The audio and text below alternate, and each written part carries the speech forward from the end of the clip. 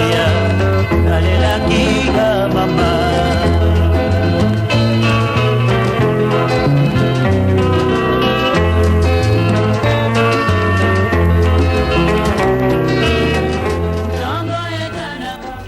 Mesdames et messieurs, bonsoir. Alors que l'idée de la tenue du dialogue national reste d'actualité, dans les états-majors politiques, les avis sont partagés.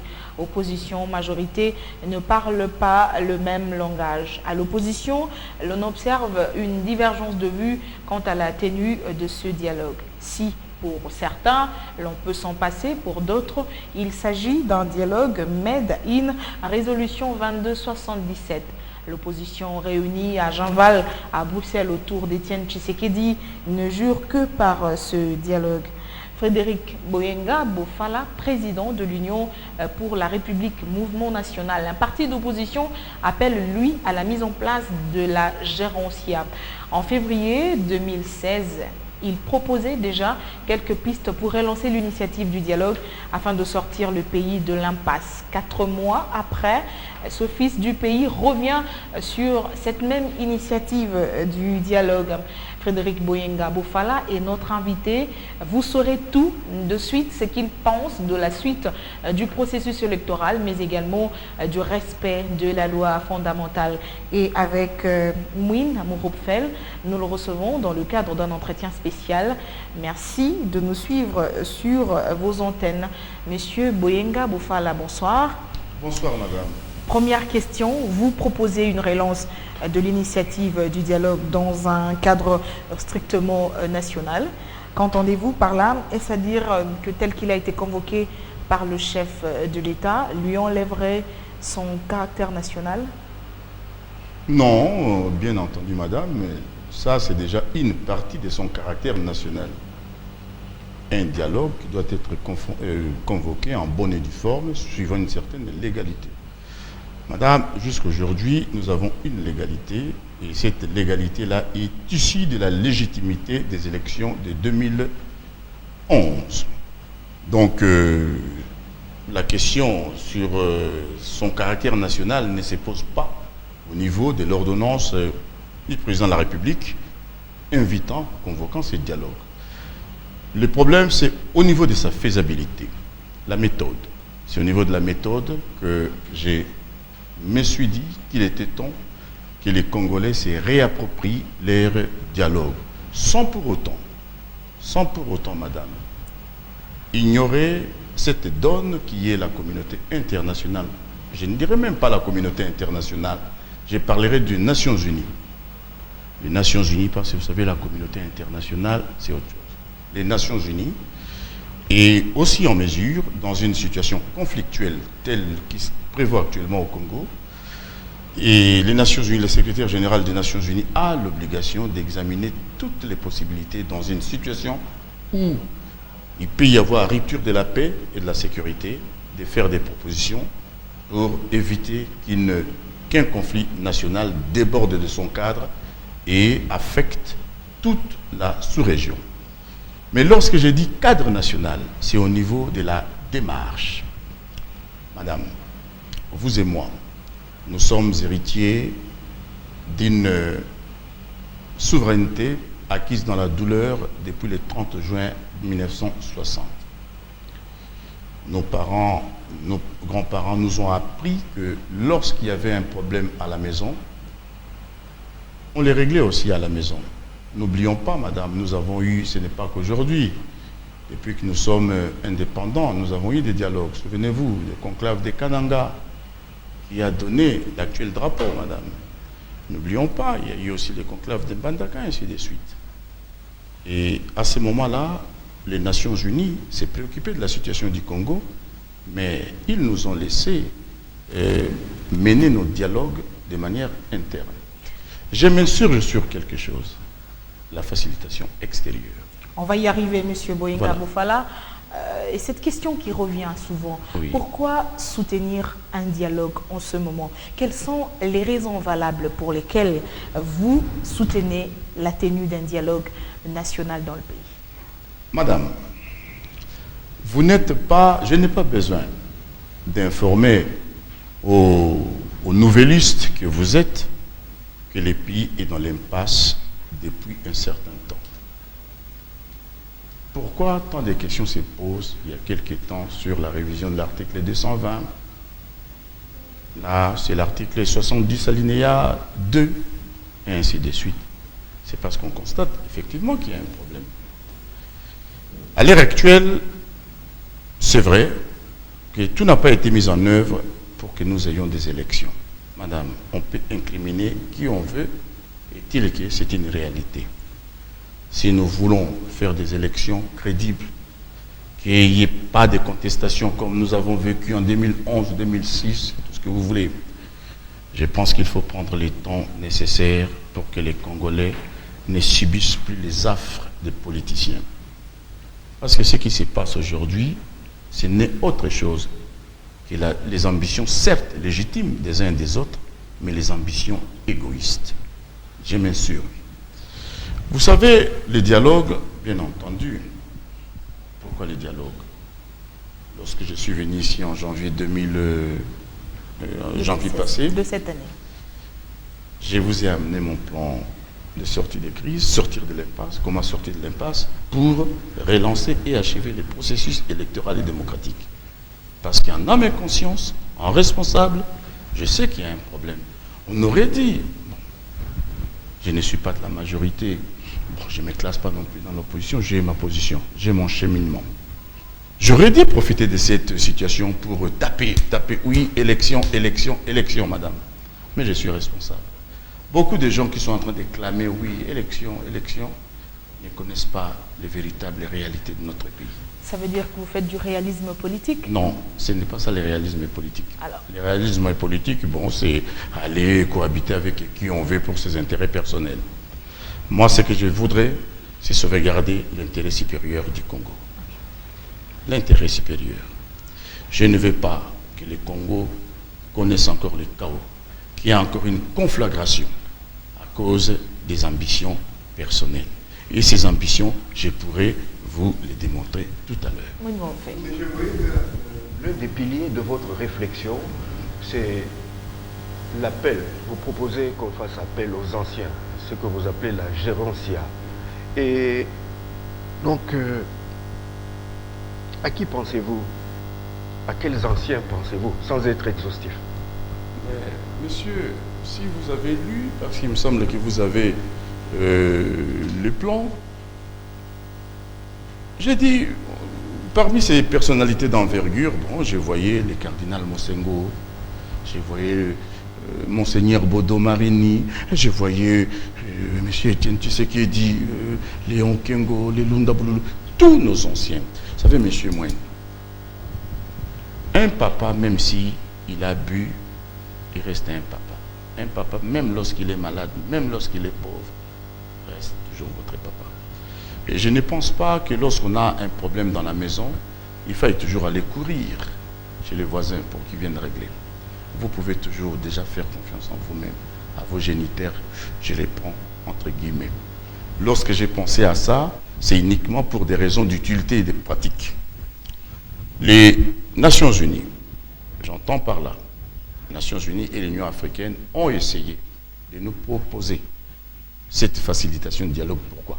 Parce qu'ils ont remarqué que du côté congolais, c'était la sécheresse dans les propositions.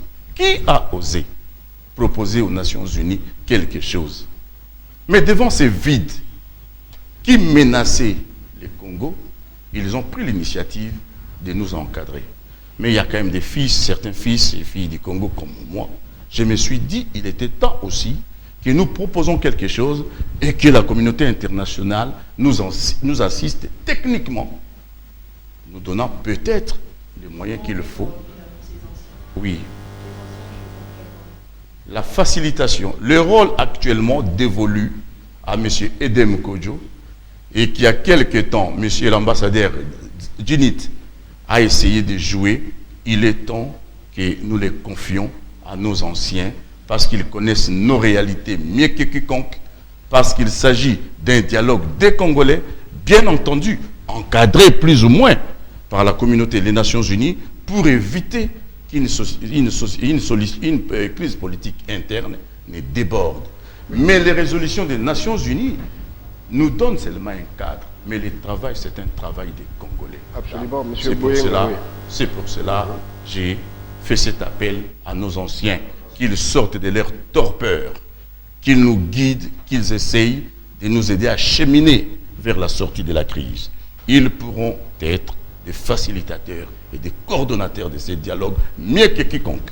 Mais ce sont des anciens qui sont pour la plupart en fonction. Certains assument des fonctions, soit dans l'opposition de la majorité. Ces anciens n'ont-ils pas failli eux-mêmes dans leur mission d'apporter la pierre pour reconstruire ou relancer l'initiative du dialogue dans le pays? Madame, celui qui n'a pas péché au Congo, qu'il jette la pierre. Qu'il jette la pierre. Aujourd'hui, nous sommes dans une situation claire. Nous ne devons pas continuer éternellement à nous méfier. Les Congolais doivent apprendre à s'entendre, à s'apprécier. Si à chaque fois vous trouverez toujours à un Congolais, oui, toutes les mauvaises choses du monde, alors madame, laissons ces pays-là, je ne sais à qui. Oui, vous me dites, ils ont commis leur tort, bien entendu. Mais est-ce qu'on ne peut pas leur donner leur possibilité aujourd'hui de se racheter? Oui, monsieur, à lire votre brochure, vous parlez de troisième voie, de géroncia, de synode, oui. Autant de formules que vous proposez et qui doivent aboutir, selon vous, à la constitution donc d'un Conseil national des anciens. Mais on pourrait vous rétorquer tout de suite que ces structures-là ne sont pas constitutionnelles, à moins de revisiter la loi fondamentale. Vous voulez que je vous réponde à ça? Répondez, monsieur. Monsieur, nous sommes dans une crise politique et dites-moi un peu, les facilitateurs et des Kodjo est constitutionnel? Non. Ici, il s'agit d'un homme qui n'est pas un homme du pouvoir, un fils du pays, dans une situation bloquée. Il fait une proposition. Bien entendu, cette proposition de la géroncia, si elle est aujourd'hui acceptée, doit être légalisée, bien entendu. Légalisée, mais elle là. La géroncia n'a qu'un objectif. Là, aujourd'hui, c'est faciliter les rapprochements entre les Congolais. Quelle est sa mission? Elle en a deux. Dans un premier temps, je l'ai bien dit, les pré-dialogues. Les pré-dialogues se résument en deux mots, l'apaisement et la normalisation. Il faut normaliser les relations intercongolaises. Les Congolais doivent parler aux Congolais. Sans cela, nous n'arrivons pas. L'apaisement, il est temps que cette tension baisse. Et celles sont capables de le faire aujourd'hui, ce sont les Congolais. Nous avons nos anciens, nous ne pouvons pas les ignorer. La communauté internationale ne verra jamais pas ça d'un mauvais œil. Au contraire, ce serait même un support à son action. On nous proposera n'importe quelle facilitation extérieure, ignorons nos réalités, nous tournerons en rond. Commençons d'abord par nous faire confiance les uns les autres. La géroncia, c'est une proposition, comme les autres ont proposé la facilitation extérieure, que je n'estime pas, pour moi, honorant. Je préfère quand même que les Congolais prennent la chose en main, et nous avons nos anciens, ils sont là, ils peuvent nous aider. Il faut arrêter de voir toujours derrière un Congolais, il y a un mal. Il faut faire attention. Tout le monde a fauté dans ces pays. Tout le monde.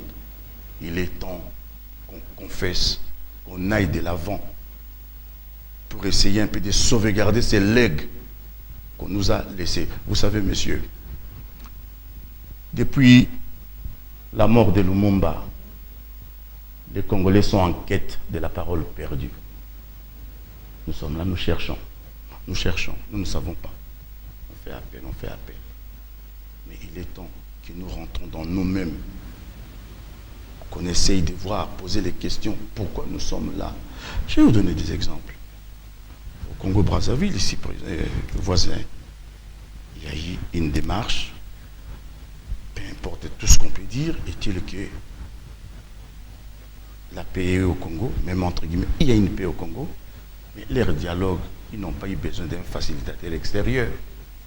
Je peux vous en citer, même les Burkina Faso que j'entends, les gens, c'était entre eux. Les Rwandais derrière, c'était entre eux. Mais il n'y a qu'au Congo où les gens démontrent une insuffisance intellectuelle qui me révolte. J'entends ici ou là, panel de ceci. Voilà ce que moi j'appelle de l'insuffisance. C'est quand même grave. Vous imaginez comment on considère les Congolais à partir de ça? Des gens incapables. On est incapables. Mais lorsque j'entends, vous, sur vos chaînes ici, affubler les gens des titres de professeurs, et je suis dans le cœurement. Non, monsieur, je ne veux pas, moi, de ces panels-là. Cela ne veut pas dire que nous ne travaillons pas main dans la main avec les Nations Unies. Bien entendu, mais ils attendent de nous que nous proposons une voie de sortie de crise crédible, démocratique, inclusive. Monsieur Boyenga, vous vous opposez à l'idée d'une médiation alors que dans votre ouvrage, vous saluez la contribution de Saïd Djini et également les actions du facilitateur Edem Kodjo. N'est-ce pas là une contradiction? Non, pas du tout. Une contradiction? Non, pas du tout. J'ai parlé des Expliquez-vous. J'ai parlé des tentatives de facilitation. Tentatives de facilitation, madame. Ils ont essayé de tenter, s'ils peuvent nous aider en nous rapprochant. Mais malheureusement, ça s'est soldé à un échec. Pourquoi ils l'ont fait? C'est parce que de notre côté, nous sommes incapables de proposer. Si nous avions proposé quelque chose, les Nations Unies nous auraient accompagnés. Comment voulez-vous que je ne les salue pas? Je salue parce qu'ils ont essayé de nous aider. Mais je m'insurge contre la démarche. Ça démontre, en dépit de tous vos titres congolais, que vous êtes incapables. Incapables de tenir ces pays qu'on nous a légués. Incapables.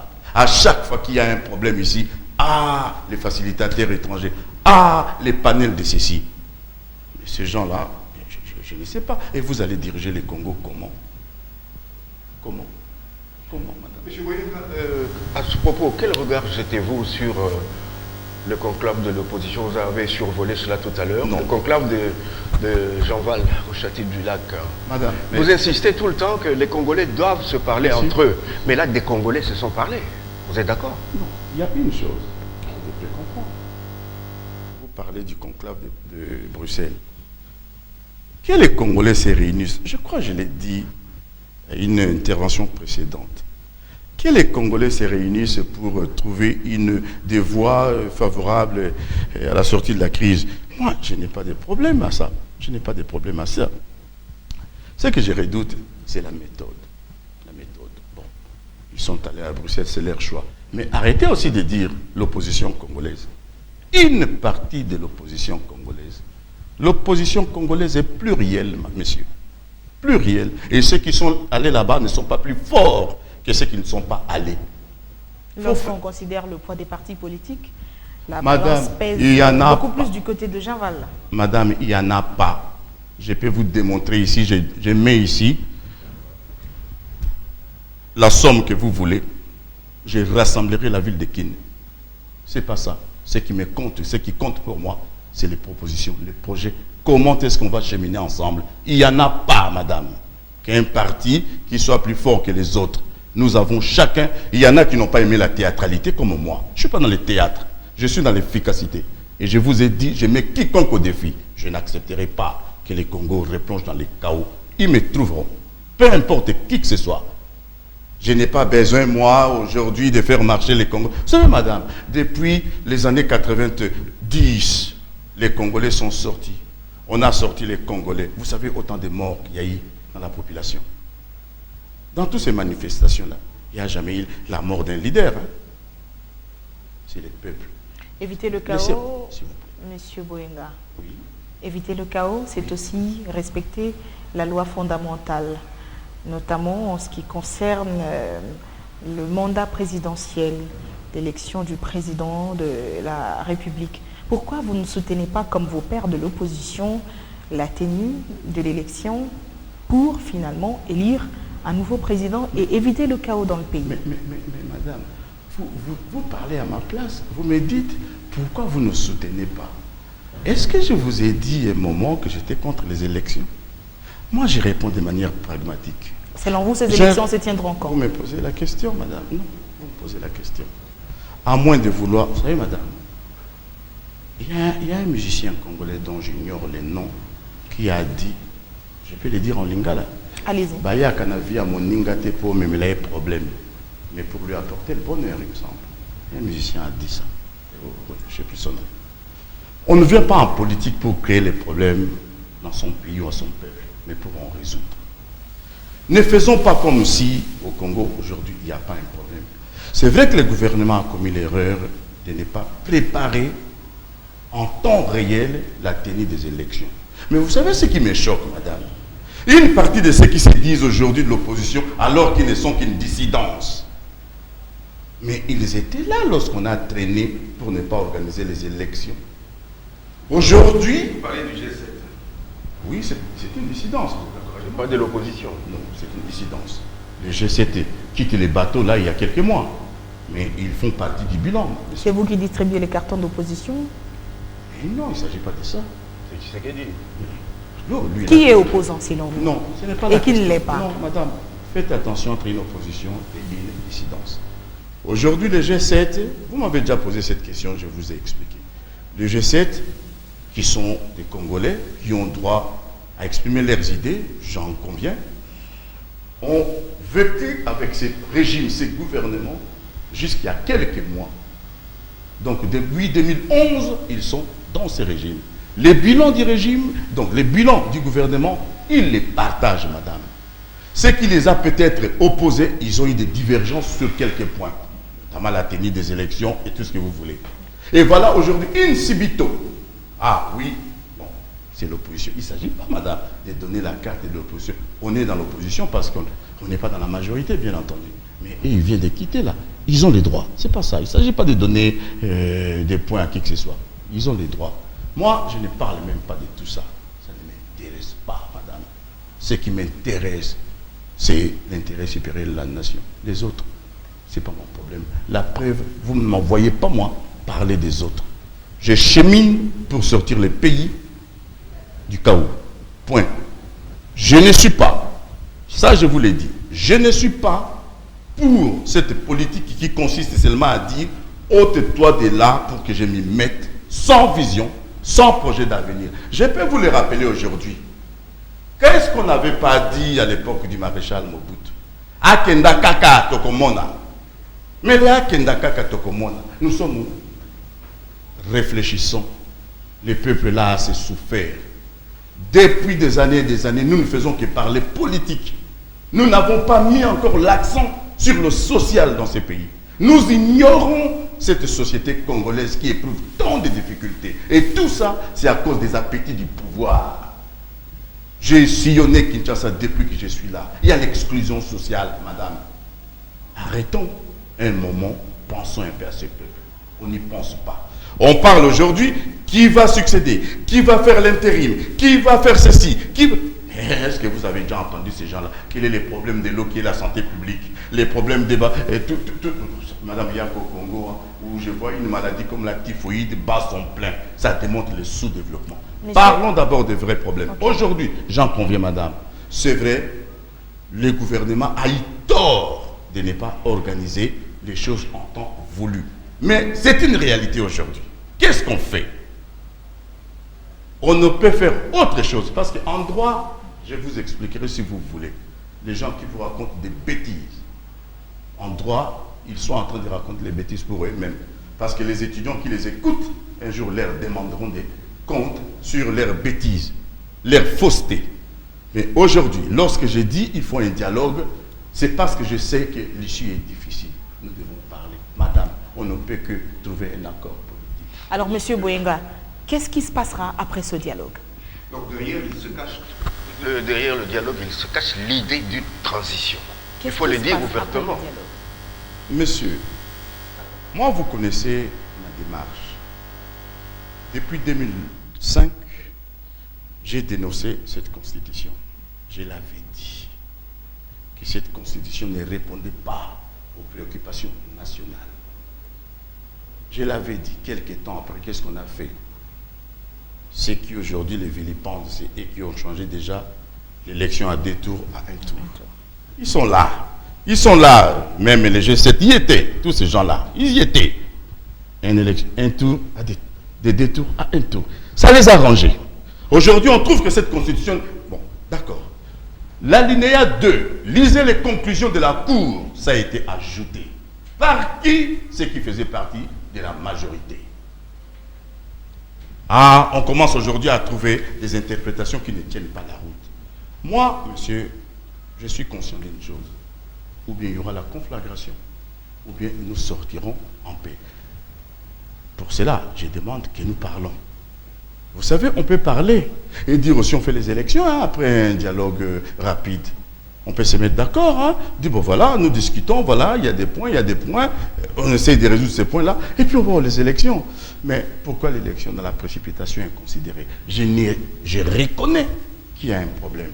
Je reconnais que la gestion n'a pas été bonne. Je parle de la gestion des élections, parce que si on arrive là et que les problèmes se posent, c'est qu'on n'a pas mis les moyens. Mais on est devant un problème, qu'est-ce qu'on fait? Un peu plus pratique. Un peu plus pratique, monsieur Boyenga Bofala. Oui. Le dialogue se tient dans combien de temps? Ça nous prendra combien de temps pour tenir ce dialogue? Et si transition il y aura, combien de temps pour que qu'il y aurait? Non. Madame, avant de me poser la question sur la durée de la transition, il faut d'abord dire qu'est-ce qu'on fait dans du dialogue? Quels sont les objectifs du dialogue? C'est à partir des objectifs du dialogue qu'on peut essayer de voir quel temps ça peut nous prendre. Moi, je suis là, je ne dis pas les choses pour dire. Mon plan est là. Pourquoi un dialogue? Ce dialogue va nous permettre de résoudre des questions qui nous empêchent d'évoluer. C'est la question que je vous ai posée tout à l'heure sur le pourquoi soutenir ce Voilà. dialogue. Madame, il y a une chose aujourd'hui. Voilà des gens qui ont une vision à court terme. Le Congo, c'est un grand pays uni qui a une part importante de ses nationaux à l'extérieur. Le Congo est aujourd'hui le seul pays qui a la honte de ne pas avoir une carte nationale d'identité. On n'en a pas. C'est une honte. Le Congo, c'est un pays qui n'a pas de recensement. Nous ne connaissons pas la population effective du Congo, madame. Ce sont là des petites données corrigées. Lorsqu'on fera les recensements, vous serez peut-être étonné qu'on n'est même pas à 70 000, on serait peut-être à 50 000. Avant élection, il faut recenser. Moi, c'est ma démarche. Pourquoi? J'ai dit, il est temps que le processus de démocratisation engage tous les Congolais, madame. Et pour que ça engage tous les Congolais, il faut intéresser tous les Congolais. Pour rassembler les Congolais, madame, il faut les identifier tous. Et pour les identifier, il faut les recenser tous. Vous verrez une élection avec la participation de tous les Congolais, auront d'autres résultats. Et un tel recensement doit être sanctionné par une carte nationale d'identité. Nous n'en avons pas. Et tout calcul fait, l'élection présidentielle se tiendra quand, selon vous? Madame, ça, c'est pas la question. La question, c'est que... Ça, c'est la question parce que la plupart des Congolais se posent cette question. Oui, mais j'arrive, madame. À quand les élections, finalement? Madame, selon votre cheminement, selon votre schéma. Madame, vous les informez mal. Vous les informez mal. Vous ne dites pas aux Congolais, voilà, si nous voulons faire des élections, voilà tout ça là-bas, recensement pour ce bande cannabis, sur la carte d'identité. Voilà, par exemple, la décentralisation, tout ça, Liamabe, Kabolibiso, il faut revenir. Bon, voilà, il y a beaucoup d'éléments. Et puis, je l'ai dit, madame, je l'ai dit, il y avait aussi la question choc. C'est l'avenir de l'actuel président de la République et de tous ses prédécesseurs. Moi, je pense à la... Madame, moi, vous voyez, le problème des Congolais, c'est que c'est des gens qui ne travaillent pas. Je l'ai dit dans vos chaînes, ils ne travaillent pas. On copie. Parce qu'au Chili, il y a des sénateurs à vie, au Congo, on les fait. Parce qu'en Haïti, j'ai entendu même des comparaisons avec la constitution d'Haïti. Non, madame, je suis juriste de droit international pour donner matière. Pas poursuivre des choses comme ça. Je n'accepte pas. Vous savez, le statut de sénateur, c'est un statut parlementaire. On l'acquiert par les suffrages, direct ou indirect. Pointe à la ligne. Moi, je souhaiterais autre chose. Et cette autre chose, je l'avais proposée en janvier 2016, lorsque je suis venu. Je cherche, madame, à faire taire la crise, madame. Je ne pense pas qu'à moi-même. Je serai comme les autres, je vilipendrai tout le monde. Ah ouais, qu'on y va seulement aux élections. Non. Madame, j'ai 56 ans aujourd'hui. M. Boyenga, vous appelez les Congolais à se... Je vous cite, hein. Oui. Vous appelez les Congolais à se prononcer sur un projet au lieu d'aller aux élections dans la précipitation. Se prononcer, c'est-à-dire que vous soutenez l'idée d'un référendum tel que l'a énoncé le PPRD. Non, pas du tout. Pas du tout. C'est-à-dire que les candidats qui veulent être président de la République doit démontrer à la nation quelle est sa vision de société, quel est son projet de société. Et on n'a pas besoin seulement d'être adoubé pour dire qu'on on doit être candidat. Quelle est sa vision? Quel est son projet? C'est ça que je veux dire. Les Congolais doivent d'abord connaître les projets de chacun. Moi, sur la question, tout le monde connaît ma vision. On peut lire comme vous et me dire, monsieur, oui, là, on est d'accord ou on n'est pas d'accord. Moi, je suis là, monsieur, et je peux vous le dire, l'UNIR est le seul parti au Congo qui a présenté à la communauté et nationale et internationale sa démarche et ses projets de société. Le seul. Et je les donne gratuitement parce qu'on ne vend pas les idées. Les idées, on donne. Je ne suis jamais venu ici vendre un livre. Quand je l'écris, je donne. C'est ça, les idées. On doit arrêter, oui, parce qu'on a entendu un homme, ah oui, c'est lui. Quelle est sa vision? Et après on regrette. Quelle est sa vision? Quelle est sa vision sur le social? Quelle est sa vision sur la région? Parce que le Congo a aujourd'hui des difficultés. Nous sommes en crise encore, la crise des Grands Lacs. Quelle est la vision? Comment résoudre la crise des Grands Lacs pour retrouver la paix au Congo? Et même, pourquoi je vous dis, nous devons discuter. Vous imaginez comment vous pouvez réaliser des élections crédibles à l'Est où il y a toujours, soit à Béni, on a tué, les incursions, des rébellions, ainsi de suite. On n'a pas éteint tous ces feux-là. Un homme responsable doit d'abord résoudre toutes ces choses avant de se prononcer, aller aux élections. Les élections, ce n'est qu'un mode d'accession au pouvoir, c'est vrai, démocratique. Mais nous avons des problèmes à régler. Notre pays est en difficulté au niveau sécuritaire, surtout. Faisons attention. Écoutons-nous les uns les autres. Beaucoup ne savent pas. Ils sont là, oui, on fait la politique. Si j'ai pris cette position, madame m'avait dit une fois, oui, vous étiez radical. Bon, je n'ai jamais été radical. Je suis strict. Je suis un homme de principe. Si aujourd'hui j'ai essayé de mettre de l'eau dans mon vin, parce que je connais aussi les réalités de la situation du Congo. Vous estimez que le peuple a perdu tout espoir? Bien sûr, je je vous l'ai cite dit. encore, mais Oui. alors, comment ramener la question sociale dans un véritable débat démocratique? Mais oui, justement, donc il faut que nous allions au dialogue. Et lorsque je vous dis, ces dialogues-là doivent être encadrés par nos anciens, je pense que la parole d'un grand archevêque comme le cardinal Mosengo doit être écoutée. Tous certains de nos anciens, ça doit être écouté, Mabodo, Marinier, consort. Lorsque, c'est pour ça que je vous ai dit, le travail de la Géroncia, dans un premier temps, c'est l'apaisement et la normalisation des relations intercongolaises. Seul ces conseils des anciens peuvent nous ramener, nous mettre tous à table, autour de la table, parler des vrais problèmes de notre pays. Nous devons parler, messieurs. Nous devons parler avec l'autorité de nos anciens qui sont là encore vivants. Nous devons parler parce que nous avons des problèmes. Ne pas reconnaître ces problèmes, ça fait preuve d'irresponsabilité. Il y a des problèmes, monsieur. À la fin de ce mandat, le président de la République constitutionnellement tombe dans l'illégalité pour pouvoir diriger ce pays. Monsieur Boyenga Bofala, le Congo sera dirigé comment? Madame, vous savez, la Cour a rendu une décision là. Suivez-moi bien. Je vais vous répondre en droit et en politique. J'ai entendu les gens vilipender la démarche de la Cour. Et ceux qui ont vilipendé la démarche de la Cour, ils ont été parmi les concepteurs de cette Constitution. Ils savaient ce qu'ils ont écrit. Les articles 70 alinéa 2, les articles 220, ils étaient là. La Cour a dit, je parle sur les points juridiques. La Cour a dit, le président en exercice reste en place jusqu'à la mise en place du nouveau président élu. Je suis en droit. Je vais vous expliquer après, en droit. Quelle est la différence entre la situation de Bouama, dont les élections seront au mois de février, et que l'autre sera investi au mois de... non, les élections au mois de novembre, et l'autre sera investi au mois de février. En droit, c'est ça. Pour la Cour, il ne pose même pas de problème. Donc c'est une évidence qu'il y a élection. Donc pour lui, c'est ça. Mais nous savons qu'il y a un problème. Et puis, madame, vous savez ce qui est grave? Les gens auraient aimé que la Cour réponde, donne des solutions politiques. Ceux qui font les contentieux savent qu'une juridiction ne peut pas juger ultra petit a. Il ne peut pas juger en dehors de ce qui lui est demandé, en dehors des prétentions des uns et des autres.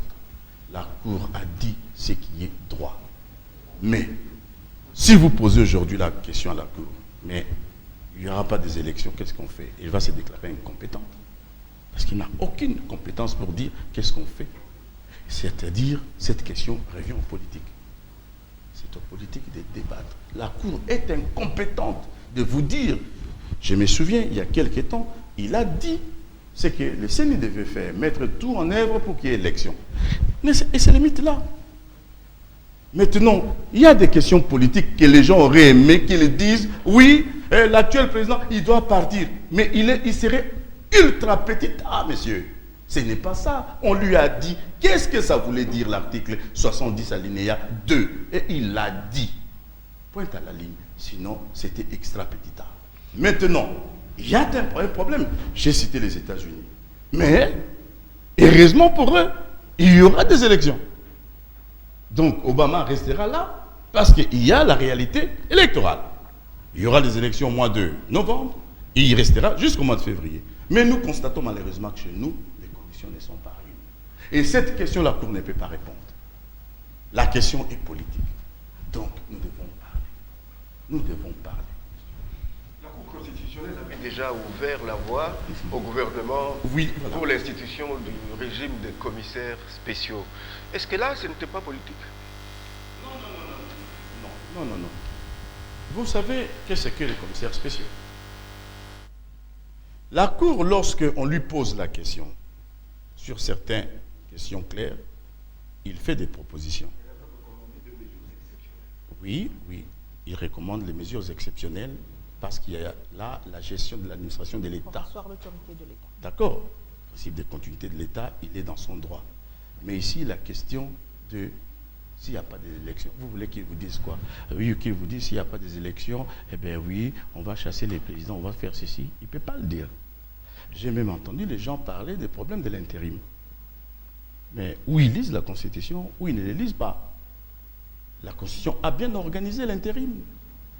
Il y a intérim du président par le président de la Sénat en cas d'empêchement. Et cet empêchement doit être résultant du décès, de la démission ou ainsi de suite. Et puis en même, lorsqu'on dit ça, les gens oublient qu'à la fin de cette législature, le président du Sénat lui-même n'aura plus de légitimité. Comment voulez-vous qu'une personne qui n'a pas de légitimité, j'ai dit là, sans m'acharner sur quelqu'un, fasse l'intérim d'une personne aussi qui a... Vous savez, ici, c'est la foire à Cancan. Ça, croyez-moi, il ne peut pas y avoir intérim là. La question est politique, monsieur. Nous ne pouvons que, à moins que nous souhaitons faire la guerre, hein, et bon, comme, voilà, si on veut la guerre, oui, d'accord. Là, nous ne pouvons que parler. Je n'ai pas dit, je dis bien que le gouvernement a eu tort de ne pas bien travailler pour organiser les élections là. C'est une évidence, certes. Mais bon, maintenant, nous sommes devant un problème. Qu'est-ce qu'on fait? On essaie de les résoudre, madame. On essaie de les résoudre. Et résoudre, c'est quoi? C'est discuter entre nous. Discuter de ce dialogue, nombreux n'en veulent pas, de ce dialogue. Oui. Non, il ne faut jamais dire nombreux, madame. Je parle des partis d'opposition. De quelle opposition? C'est qu'ils sont allés à Bruxelles. Vous savez, vous allez compter les nombres des partis d'opposition qui ne veulent pas de ce dialogue. Oui. Alors qu'il faut amener le grand nombre des Congolais sur la table des échanges pour que les conclusions soient opposables à tous. Comment faire pour tenir un dialogue inclusif, selon vous, Frédéric Boyenga? Mais selon Frédéric Boyenga, faisons appel à nos anciens. Je vous ai dit, ils sont celles à nous ramener ensemble. Et peuvent nous ramener ensemble parce qu'ils ont connu toutes les étapes de notre vie politique. Ils savent aujourd'hui. Ce n'est pas les facilitateurs. Il faut faire avec du vieux et du neuf. Madame, quand vous dites du vieux avec du neuf, parce que vous savez, la jeunesse, ce n'est pas une qualité, c'est un âge de la vie. C'est un âge de la vie. Ce n'est pas parce qu'on est jeune qu'on est meilleur. Mais n'oubliez pas votre culture, madame. Chez nous, il y a toujours les Mbouta, les anciens. Même s'il est pauvre, même s'il n'a rien, on n'oublie pas les Mbouta. On les appelle quand il y a un problème, madame. Parce que vous pensez que les facilitateurs extérieurs ont la maîtrise de la donne nationale? Et lorsque vous dites les partis d'opposition n'en veulent pas, je ne suis pas d'accord avec vous. Pas tous les partis de l'opposition. Ils veulent un éclaircissement sur la finalité des dialogues. Ça, ils ont raison. Les dialogues pour faire quoi? Et moi, j'ai anticipé. J'ai dit, s'il y a les dialogues, voilà les points sur lesquels j'aimerais que les dialogues aient lieu. Pourquoi j'ai dit ça, madame? J'ai parlé d'un dialogue ultime et éclairé. Dialogue ultime et éclairé, pourquoi? Je veux que les cycles, dialogue, chaos, dialogue que nous connaissons depuis 60, qu'on mette fin à ça définitivement. Les Congolais ne vivent que dans ces processus-là de dialogue. Non. Éclairé, parce que je souhaiterais cette fois que nous définissions quel régime politique, quel système voulons-nous pour le pays. Et cette fois, il faut que nous intéressons la population congolaise à comprendre qu'est-ce qui doit être écrit dans la Constitution. Moi, mon souci, c'est ça. On doit mettre fin à ces couples vicieux. Dialogue, concertation, chaos. Dialogue, c'est ça qui nous amène mal. Il faut le mettre fin. Pourquoi on est arrivé à ça? Parce que c'est une constitution bidon. Cette constitution ne représente pas les génies du peuple congolais. Une constitution est là pour refléter une nation qui prenne en compte ces réalités. Mais quand on fait du papier collé, voilà, c'est que ça donne. En clair, il faut la réviser ou réécrire notre Réécrire, madame. Réécrire. Mais dans un premier temps, pour sortir de la crise, on peut apporter des amendements. Mais c'est une constitution. Il faut écrire la constitution. Écrire la constitution de la République démocratique du Congo, monsieur Frédéric Boyenga. Oui. Que pensez-vous de finalement ne pas limiter le nombre des mandats présidentiels, par exemple? Madame, vous savez, je vais vous dire, les défauts du Congo, c'est qu'on veut toujours copier. Moi, je peux vous dire aujourd'hui, en respectant les uns et les autres, le président des États-Unis, un mandat de 4 ans, vous pensez qu'il fait quoi? Rien. C'est parce que c'est un grand pays qui a toutes les structures, ils peuvent même vivre sans président. D'accord? Toutes les structures, tout. Mais dans un pays comme le nôtre, où il faut même commencer à creuser les faux sceptiques, mais vous imaginez, même 5 ans là, j'ai toujours été contre. Moi, je suis peut-être pour un septennat non renouvelable, madame. Voyez? Non renouvelable. Mais 5 ans, vous commencez à peine. Regardez là où il y a ces gens-là qui ont essayé d'éliminer. Ne copiez pas. Tenez compte de vos réalités, madame. Simplement, il y a un fait, on ne peut plus avoir des présidents qui durent à éternité. Non. Mais pour cela, organisons les choses. Bon, la question de... vous avez dit des mandats illimités. Bon, vous savez, d'un côté, si on ne triche pas, c'est la sanction populaire qui empêche une personne d'être élue. On peut même laisser ça. Qu'est-ce que ça peut faire? Qu'est-ce que ça peut faire dès l'instant que les Congolais connaissent maintenant nos projets? C'est pour cela, monsieur, j'ai invité que les hommes politiques parlent des projets. Les Congolais vous jugent sur les projets, non sur votre beauté ou autre chose. Et vous verrez qu'à l'issue d'un mandat, vous serez sanctionné parce que vous n'avez pas tenu promesse. Et vous croyez en l'alternance au bout du processus bien entendu, électoral, quel que soit l'aboutissement? Je crois à l'alternance, madame. L'alternance aura lieu. Mais prenons le temps de l'organiser pour que ça soit démocratique. Il y aura l'alternance. C'est fini. On ne peut plus avoir un président à vie, tout ça. Non, ça c'est fini. Mais faisons les choses de manière calme. Vous avez là un président. Travaillons ensemble pour sortir de la crise, madame. Monsieur Boyenga, revenons un peu sur terre. Oui. Vous savez, on était sur depuis une semaine, le franc congolais s'est fortement déprécié par rapport aux devises étrangères, principalement le dollar. À votre avis, à quoi est due cette situation? Mais monsieur, vous savez, je ne vais incriminer personne. Parce que vous pensez vraiment que le Congo a une économie? La monnaie reflète l'économie d'un pays. Sa production, son industrie, sa création. Et là, vous avez une monnaie qui est fort ou n'est pas fort. Dites-moi aujourd'hui, vous connaissez les balances des paiements du Congo. Quel est l'apport du commerce extérieur du Congo en devise? Quel est l'apport? Nous avons un papier monnaie qui fluctue en fonction des choses. Nous n'avons pas aujourd'hui l'économie qui peut permettre à une monnaie d'être stable, monsieur. Dire ça, ne veut pas dire injurier quelqu'un. Ces fluctuations-là, lorsque nous serons là toujours en train de dépendre, oui, de l'or, de l'uranium, tout ce que vous voulez, sans avoir vraiment une industrie au pays. Une véritable politique économique, une politique de commerce extérieur, cette monnaie ne représente rien, monsieur. Je ne dis pas ça pour... non, c'est la réalité. Donc, les débats macroéconomiques, là, n'intéressent que les doux rêveurs. Nous avons les réalités aujourd'hui. Cette monnaie commence à tomber, et ça risque de tomber, comme le fut la monnaie Zaïre. Parce que nous ne produisons pas, nous n'avons pas d'économie. Notre économie est là, basée sur quelques exportations ici ou là. Vous savez, je ne vous cache pas, je ne critique personne, mais je constate. Vous savez la douleur que j'ai eue quand j'entends les premiers ministres parler d'un budget de 6 milliards. Vous savez, le budget de 6 milliards, vous avez dans d'autres pays, c'est le budget d'une petite commune. Ça, c'est les grands Congo qui osent parler de 6 milliards. Que voulez-vous faire avec 6 milliards s'il faut faire les routes, s'il faut faire ceci?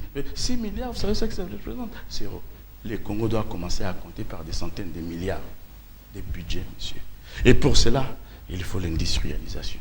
Il faut le travail, une véritable économie. Et surtout, n'ignorez pas la question des recouvrements.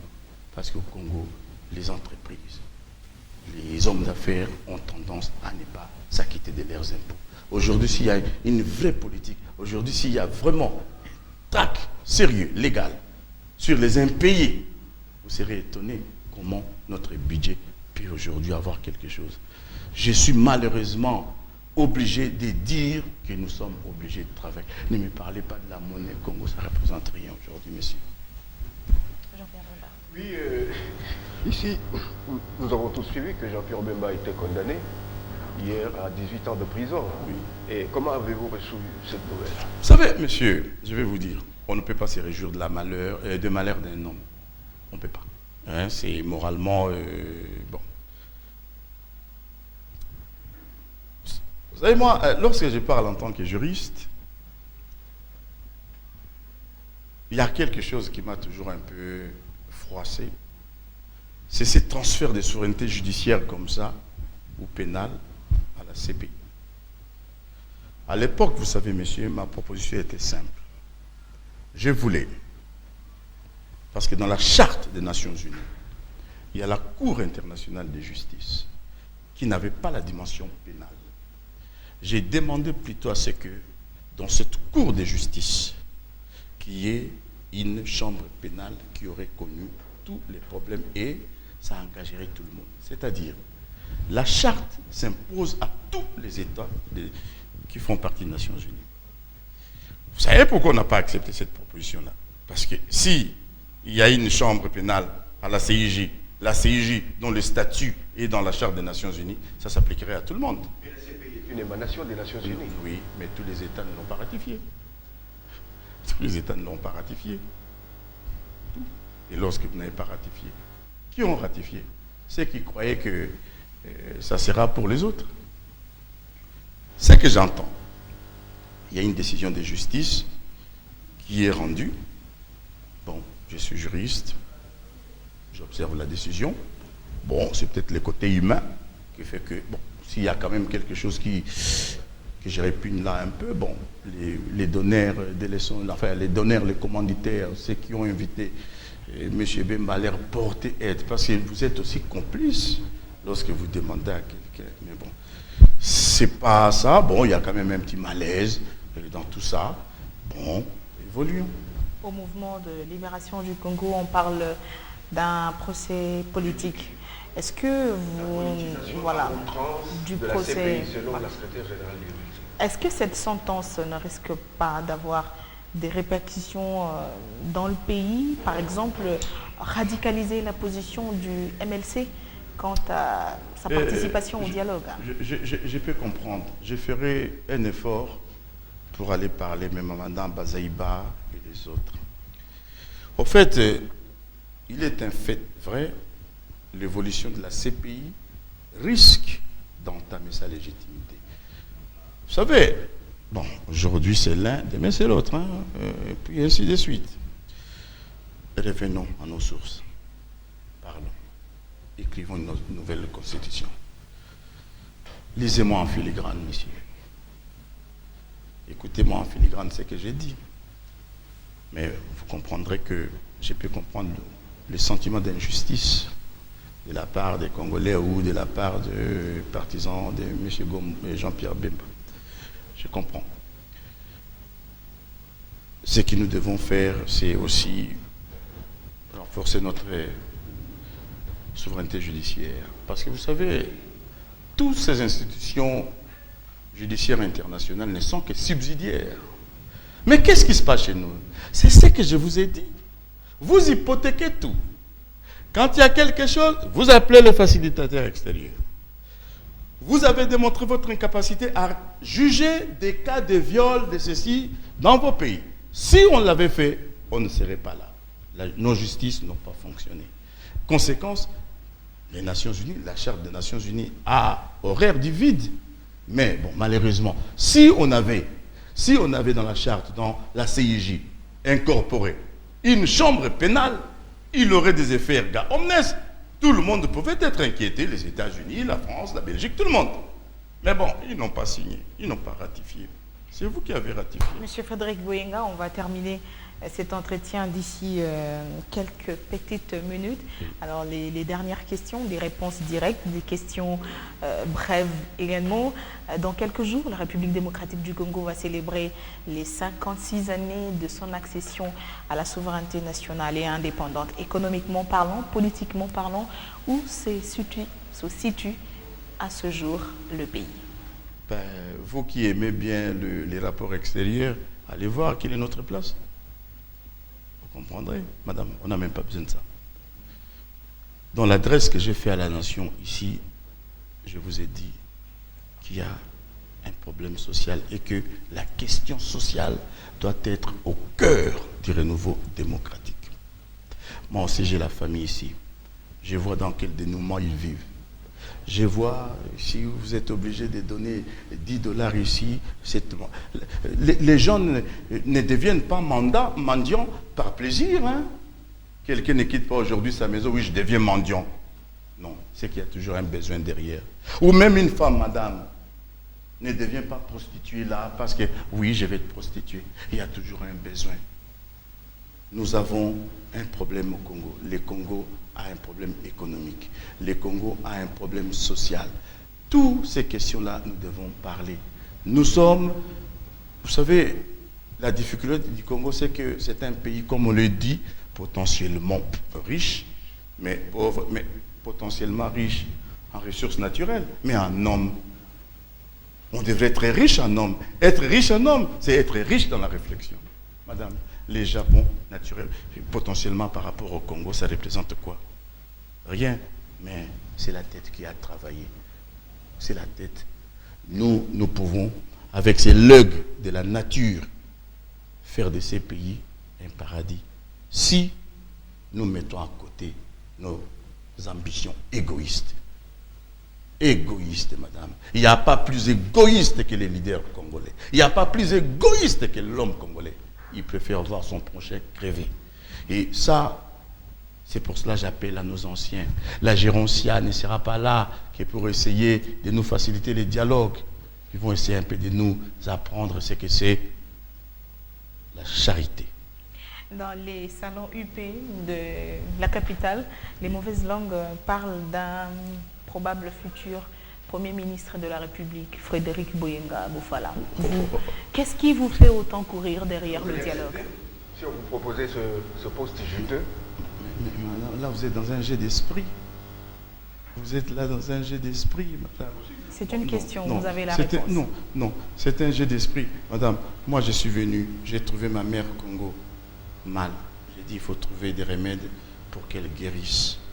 Tout ce que je demande, c'est que le président de la République, dans son adresse le 30 juin, qu'il dise les choses qui doivent calmer les esprits des Congolais, qui doivent rassembler des Congolais. Mais, vous savez, mon avenir ne compte pas. Vous savez, je vais vous dire une chose, madame. J'ai aujourd'hui 56 ans comme la République.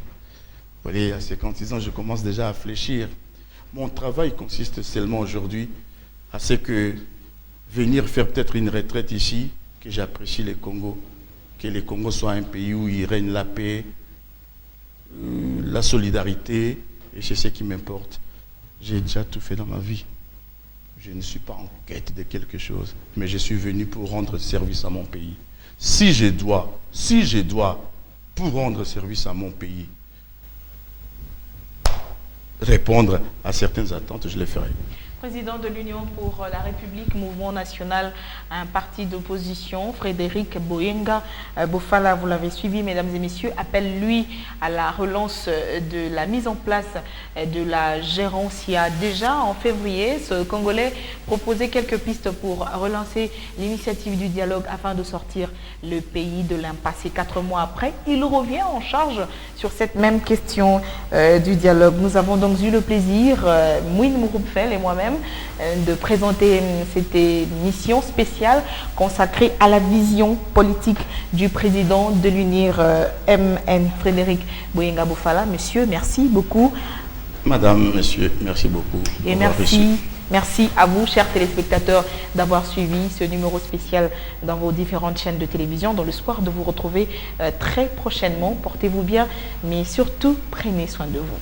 À très bientôt. babotingai mombu na Kongo monene nakoli na mpasi ya bapaya nalelaki ga mama